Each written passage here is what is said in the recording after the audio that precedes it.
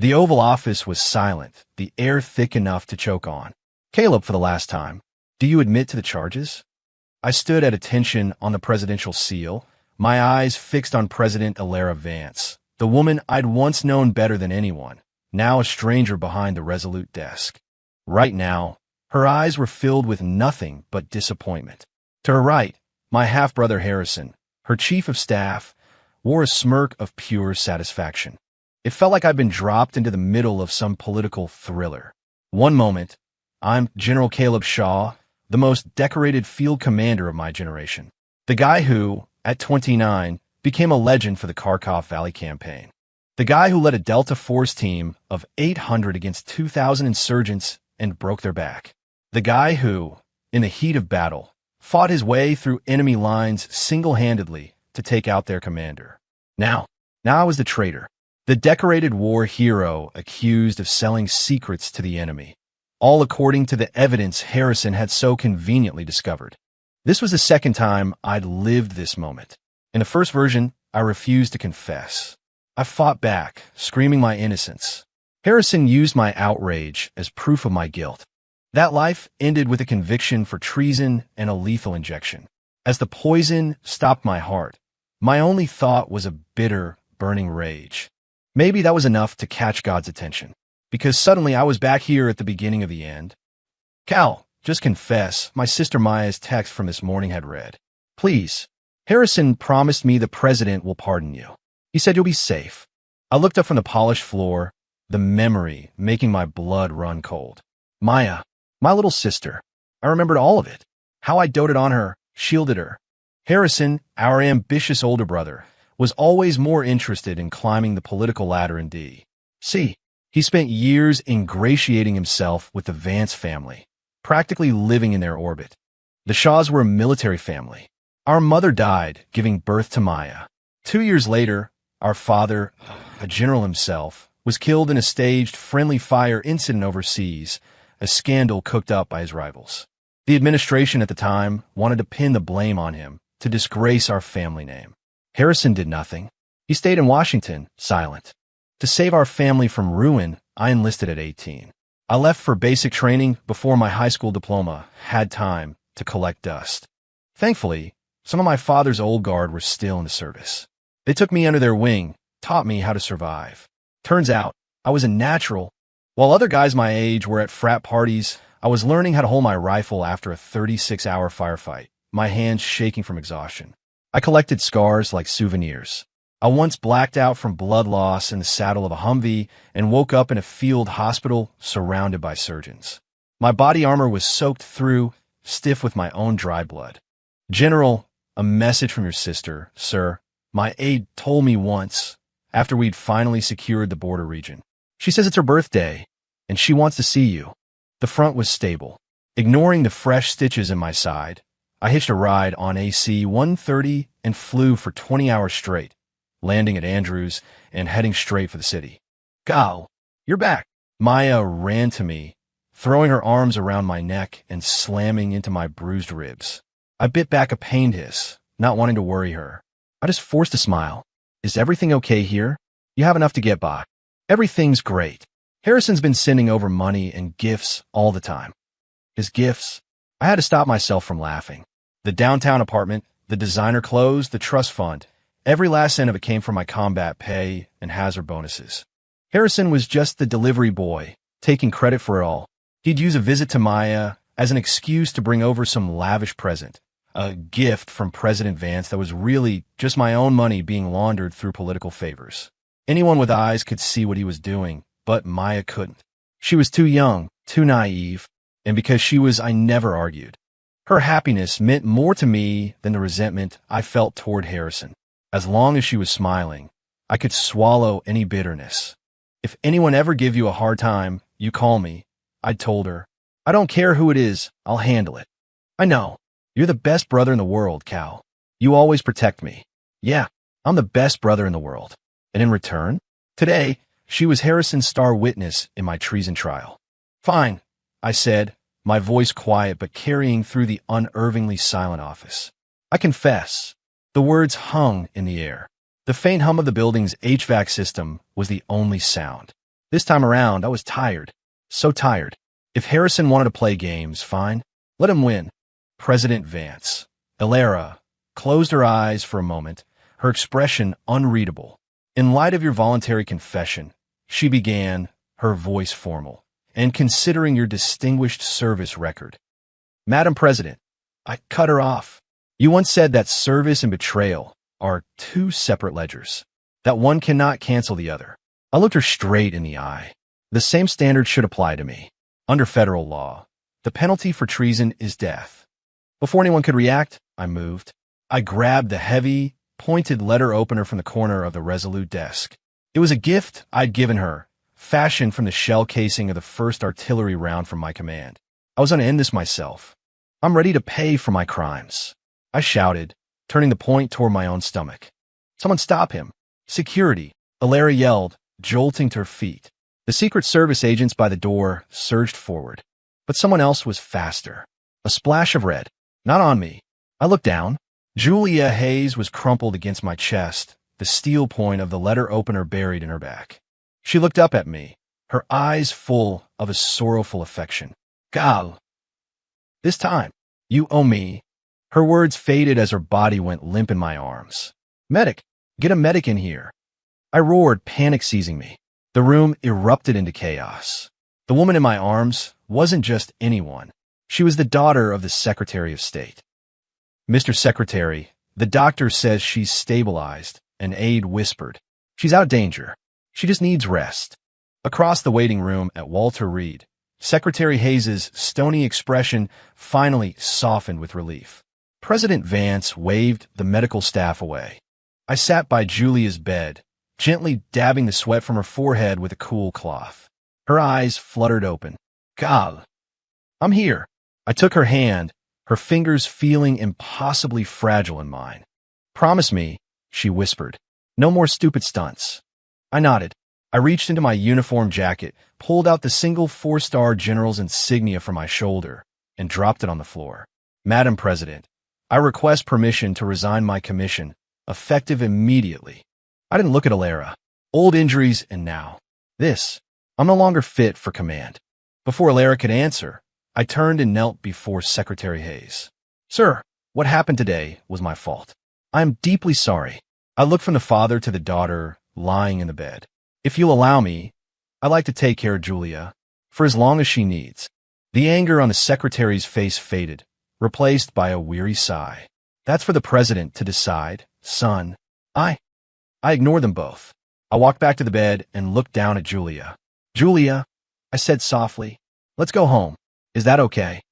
A weak but genuine smile touched her lips, and she nodded. Gently, I scooped her into my arms, ignoring the shocked gasps from everyone in the room, and carried her out of the hospital suite. Back in the waiting room, Elara picked up my discarded general's star from the floor. Her expression was a complex mixture of emotions. She remembered the day she'd pinned it on me herself. Suddenly, she seemed to remember something and rushed back towards the Oval Office.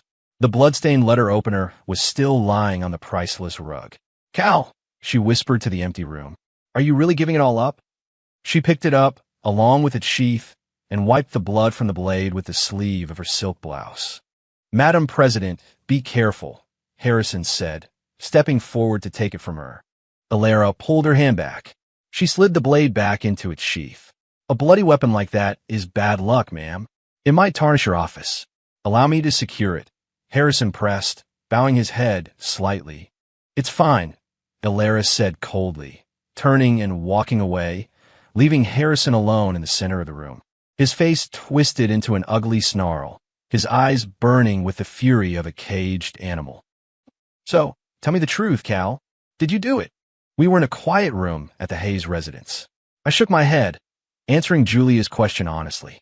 And what if I had? I asked, a faint smile playing on my lips. She was pale, her lips almost colorless, but her eyes were clear.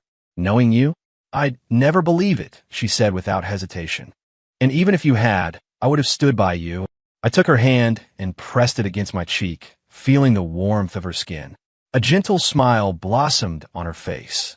I knew Julia loved me. The whole of D.C. knew, just like the whole of D.C. knew that I'd been hopelessly in love with Alara Vance. We grew up together, me, Harrison, and Alara. Our families were part of the same political and military elite.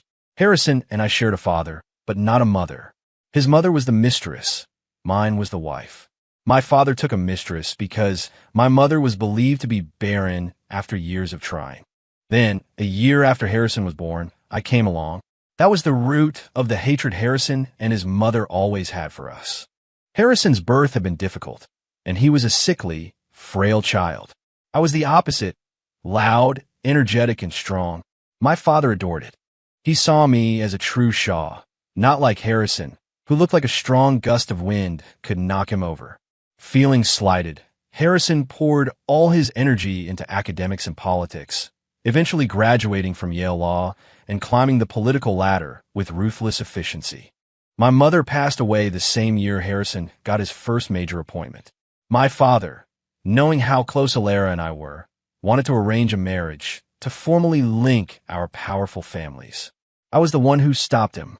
"Cal, I don't want our lives to be some political contract," Alara had told me back then. "I want something real. I know how you feel about me, and I feel the same way." Those were the words that sealed my fate. Then my father was killed, and I joined the army in his place. At 18, I was a recruit. By 22, I was a decorated officer. By 26, a commanding general. I shattered insurgent forces overseas, earning the nickname the Ghost because of my white winter gear and the way I'd appear from nowhere and vanish, leaving only victory in my wake. When the old president died, his sons began a vicious fight for the nomination. By then, Harrison had half the party in his pocket. Every candidate knew that to secure the presidency, they needed the backing of the one person who controlled the unwavering loyalty of the military. Me. Cal. I don't want the presidency for the power. Alara had pleaded with me. I just don't want to be a pawn for my brothers. You know what they're like. They'll destroy anyone who stands in their way, including you and me. She laid out the plan. Harrison has the party insiders locked down. If you'll support me, if you'll use your influence, afterwards, we can build a new legacy together. I could be your first lady someday. How does that sound? First lady. That was the bait, and I swallowed it whole. What followed was a brutal political battle that was fought not with votes, but with leverage, secrets, and threats. My military reputation was the ultimate weapon, and I used it to force the party into backing her. For 3 years, I was her enforcer, her shield. I barely slept. I lived on coffee and adrenaline. I put my life and my honor on the line again and again. And finally, I put Alara Vance in the White House. My reward? I was effectively exiled, ordered to remain overseas, commanding the front lines, with the official reason being that I was too essential to national security to be recalled. The real reason was that Harrison was terrified of my influence. Then he and Alara called me back to D.C. for a sham ceremony where they framed me for treason. They knew my personality. They knew I'd never confess to a crime I didn't commit. They planned for me to lash out, to resist, so they could brand me a violent traitor and have me legally removed. Harrison used the families of my own men as leverage to force my compliance. Not wanting to see them suffer, I surrendered and walked willingly into their trap. "Cal, I know you were framed," Alara had told me in private after the initial arrest in my first life. "Just stay quiet in D.C. for a while. Let me investigate this. I will clear your name." I was naive enough to believe her. But they didn't want to clear my name. They just wanted me to train my replacements. "You know we need a commander on the front lines, Cal," she'd said. "With your reputation. Compromise. You're the only one who can train new leaders capable of taking over. They could be like our sons. Our legacy." 2 young, ambitious colonels were brought before me. "We greet our father and mother," they said, bowing their heads. Alara always knew exactly what carrot to dangle in front of me. 2 years later, my sons were trained. I was no longer useful. Harrison fabricated a new charge, and I was thrown into a black site prison. He visited me day after day to gloat. "I know you're innocent," he'd sneered, "but I need you to die. By the way, the president is pregnant with my child." Thinking back on that miserable past, the only light in the darkness had been Julia Hayes. While I was under house arrest, she was the one who visited who tried to gather evidence to prove my innocence. Even after I was imprisoned, she brought me food every day, bribing the guards to make sure I was treated humanely. Julia, I said, looking at her seriously, what if I wanted to get away from all this? Leave D.C., live a quiet life somewhere. Would you come with me? She reached out and gently stroked my hair. Wherever you go, Cal, I'll be there. Just then, a member of the household staff knocked on the door. Mr. Shaw, your sister is here to see you. Tell her I'm not here. The simple words left the staffer frozen in place. Is she causing a scene? I asked. Well, yes, sir. Secretary Hayes can't get her to calm down. I sighed and stood up. As I left, Julia grabbed my sleeve. Don't be too hard on her, Cal. I nodded, but I didn't make any promises. I could hear Maya shouting before I even reached the foyer. I want to see my brother. You can't keep me from seeing my brother. I'll tear this whole house down if I have to. Her words died the moment I appeared. Cal, she cried, a relieved smile spreading across her face as she ran toward me. She wasn't met with an embrace. She was met with the sharp crack of my hand across her face. The slaps silenced the entire house. Everyone knew how much I adored my sister. I'd spoiled her rotten, protected her from everything. I just hit her. Gal. You hit me, she stammered, tears welling in her eyes. I looked at her, my expression a mask of ice. In my last life, when I was rotting in prison, she was living it up with Harrison. She never visited me. Not once. You don't have a brother here, I said coldly. Go home. I turned to leave. Maya scrambled to her feet and grabbed my arm. Why are you doing this to me? I didn't do anything wrong. You're the one who was wrong. A surge of white-hot anger rose in my chest. Before I could speak, Julia's voice cut through the tension. It's not about right or wrong, Maya. It's about the fact that you broke your brother's heart. Don't you see that? Julia appeared, leaning on her father's arm. I rushed to her side, shooting Maya a look that made her let go of me instantly. You should be resting, I murmured. I was worried about you. Julia stopped me from saying more and slowly walked toward my sister. Do you have any idea where all those expensive things your brother Harrison gave you came from? She asked, her voice quiet but firm. They came from Cal, fighting in some godforsaken desert. Do you know why every politician in this town treats you with kid gloves? It's not because of Harrison. It's because they're all terrified of your other brother. Harrison is just a glorified assistant. Without Cal, you're nothing. Maya stared at her, her face a mask of disbelief. You're lying. You're just trying to turn me against him. Julia didn't argue.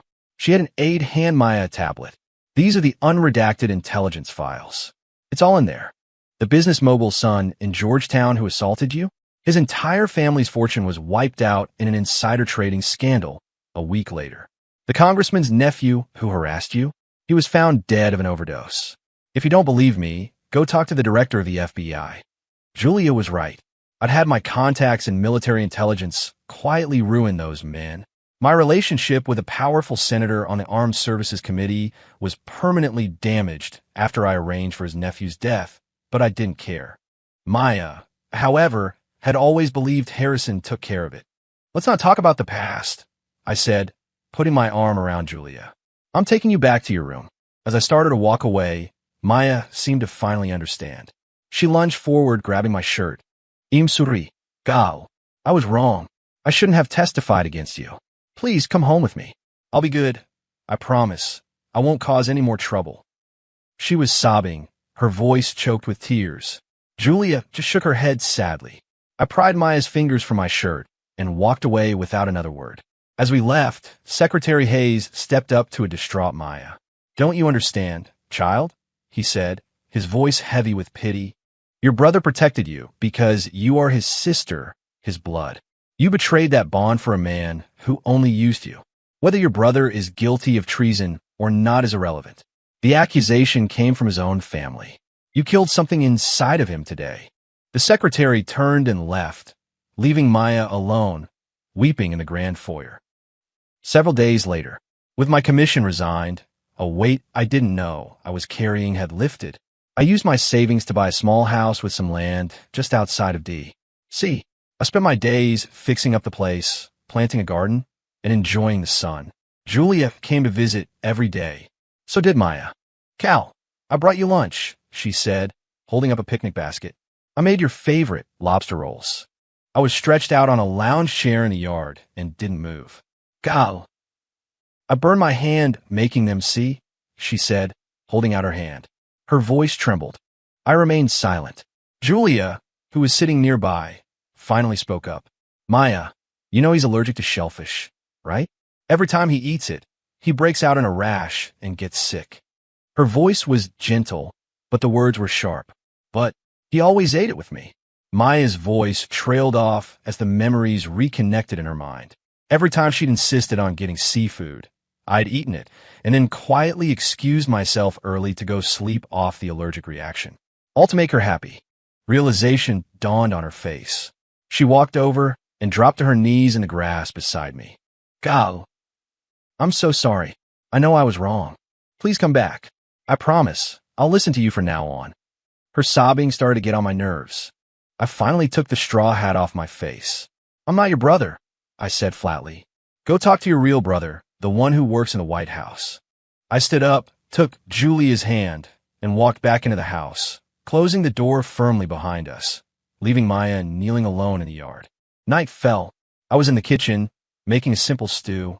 Julia glanced out the window. Cal, Maya is still out there. It's getting cold. Aren't you going to go check on her? Do you want me to add potatoes to the stew? I asked, changing the subject. She didn't press the issue. A few minutes later, we heard Maya's voice from outside. Madam President, what are you doing here? Julia quickly opened the door. President Ilera Vance stood there, flanked by a small Secret Service detail. Madam President, Julia said, bowing her head respectfully. Ilera waved her off, her eyes fixed on me as I continued to stir the pot on the stove. One of her aides, a smug man I'd never liked, stepped forward. Insolent traitor, Caleb Shaw. You see the President of the United States, and you do not kneel? You deserve to be executed. Before he could finish his sentence, the kitchen knife in my hand was flying through the air, embedding itself deep in his thigh. Blood bloomed across his tailored trousers. He gasped, his face going pale, but he managed to stifle a scream. If you bark again, the next one goes in your throat, I said calmly. I put the lid on the pot and finally walked outside. Madam President, to what do I owe the pleasure? We stood facing each other in the twilight. Gal, I know you were framed. You knew I was framed, and yet you were prepared to convict me in the highest office in the land. So I have to ask, Madam President, what exactly were you thinking? I interrupted. Ilera sighed, a flicker of frustration crossing her face. She dismissed her security detail, sending them to the perimeter of the property. When we were alone, she sat down on a nearby stone bench. Harrison had the evidence, and Maya was the witness. I had to give Congress and the public something. She said it so simply, offloading all the blame on Harrison and my sister. Maya, standing nearby, flinched but didn't dare speak. So, to give them something, you decided to offer up me? Cal, can you stop being so difficult? She snapped, her composure cracking. I told you I would make it right. Make what right? I never did anything wrong. There is no justice for you to give me. Ilera's hands clenched into fists. Cal, are you really going to throw away 20 years of friendship over this? A cold, bitter laugh escaped my lips. So you do remember that we have a history. For 20 years, anything you ever wanted, I got for you, even if it meant risking my own life. And my reward is a charge of high treason. A shadow of pain crossed her face. She started to speak, but I cut her off again. Don't bother explaining. The desert wind has done a number on my hearing. I am tired. I want to rest. You should go, Madam President. She reached into her coat and placed a long, thin case on the stone table between us. Inside was the ceremonial pistol she'd given me when I made general. I failed you, Cal. It's all my fault. My eyes fell on the case, and for a moment, I was lost in memory. I was a rifleman, but that pistol, I cherished it, because it came from her. Seeing me look at it, a glimmer of hope sparked in Ilera's eyes. She thought if I took the pistol, it meant I'd forgiven her. I picked up the case. Then, with a sudden violent motion, I spun and threw it as hard as I could into the small pond at the edge of the property. It hit the water with a dull splash and sank into the murky depths. From this day forward, I'm done with the military. My life is right here. If you want it, Madam President, you can come and take it any time.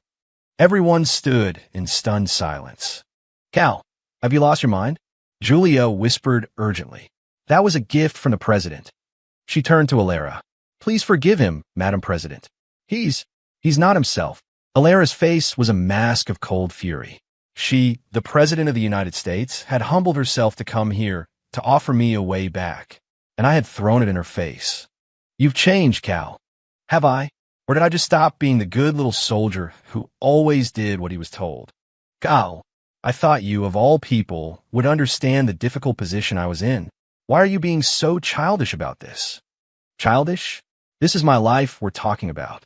In case you've forgotten, Madam President, the only reason you're sitting in that office is because I put you there with blood, sweat, and bullets. The words, once spoken, hung in the air, an undeniable and treasonous truth.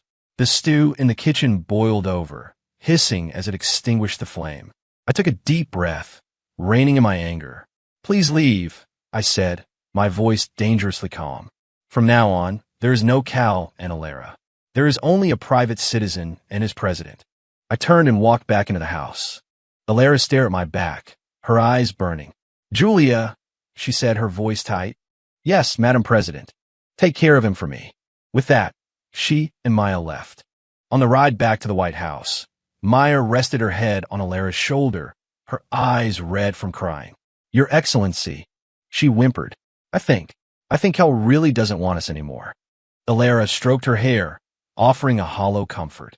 It's okay. He's just hurt. He'll come around. So what's your next move, Cal? Julia asked, handing me a bowl of the now slightly burnt stew. I'm thinking of leaving the country, I said, starting over somewhere new. Would you be willing to do that? Where would we go? The world's a big place. I was from another world, another time.